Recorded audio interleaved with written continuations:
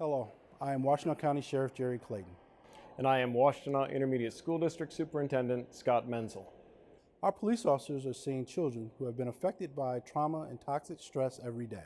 That's why law enforcement is excited about the Handle with Care initiative. This initiative bridges the communication gap between schools and law enforcement to better support the children who need it most. The Handle with Care initiative is simple.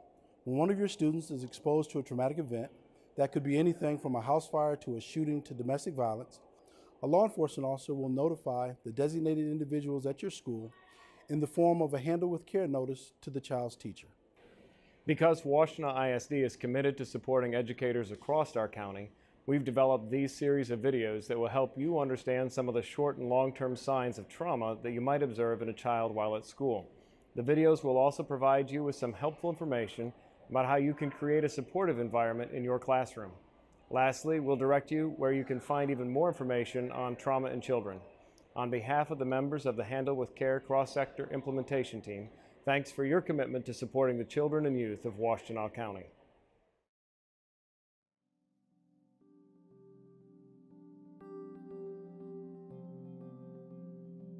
Hello, my name is Carly Lee, and I am a behavioral consultant at Washtenaw Intermediate School District. In this video, I will share with you how working with children who have experienced trauma may affect you. Take a minute to look around the room. You may be surrounded by those doing the same work as you, or perhaps someone doing something different. However, you are all sitting together because you have one thing in common. All of you have chosen to work in a helping profession. Most of you chose this work because it can be rich with meaning, action, and the power to make a difference.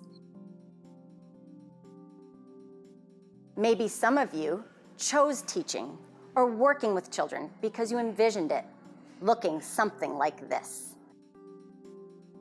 Yet, for some of you, it may be something very different. You may be experiencing things day after day that are challenging, difficult, and sometimes painful. It may look more like this. Those in helping professions, they are at risk every day to experience lasting psychological changes in the way that they see themselves and the world around them. Some of these changes will be positive and lead to deeper understanding of themselves and what they value in their life. However, some of the changes have the potential to exhaust the professional and lead to symptoms of psychological trauma or secondary traumatic stress. Secondary traumatic stress or secondary trauma refers to the presence of PTSD, post-traumatic stress disorder-like symptoms, caused by at least one indirect exposure to trauma. What constitutes an indirect exposure to trauma is any person who just listens to the trauma stories of another, and in your case, a child. Despite the professional approach to the situation, the brain begins to absorb and record the trauma and feels it as its own. It is also important to identify the term compassion fatigue. Compassion fatigue is the less stigmatized label for secondary traumatic stress and can be used interchangeably. Those affected by secondary trauma or compassion fatigue may find themselves re-experiencing personal trauma, or sometimes they develop symptoms similar to those of the children they work with. It is as if their brain and body just begin to shout out in all of these ways. I am not okay. I cannot handle the trauma. Symptoms of secondary traumatic stress include things such as intrusive thoughts and memories about the event or the story that was shared with you, intense emotions of hopelessness, guilt, anger, or fear, isolation, or hypervigilance, feeling on guard, being jumpy, or physical ailments such as exhaustion, tension headaches, or sleep disruption. It's this overall feeling that the trauma of another The trauma of the child is your trauma. Those at risk for the development of secondary traumatic stress include any professional who works directly with traumatized children and is in the position to hear the recounting of traumatic experiences. Those at a greater risk for secondary traumatic stress include individuals who are highly empathetic by nature. They are so good at trying on the shoes of others, but left not able to get out of them. They have unresolved personal trauma of their own and may identify more closely with those children they work with, are isolated socially and lack social support, or have inadequate self-care, or the added stress in other areas of their life.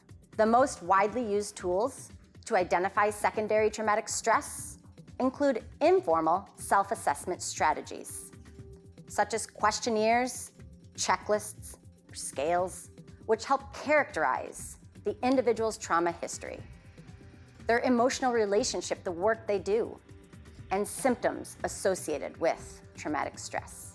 At this point, I pause for a moment. I do this because just writing or talking about this work makes me feel superhuman. I mean, we trained for this, right? We chose our profession. I feel fine. Do you feel fine? The problem with this talk out is that our brain and our bodies, when they absorb and internalize trauma or trauma stories, they don't ask us what we think. When the PTSD-like symptoms arise, we may not even be thinking.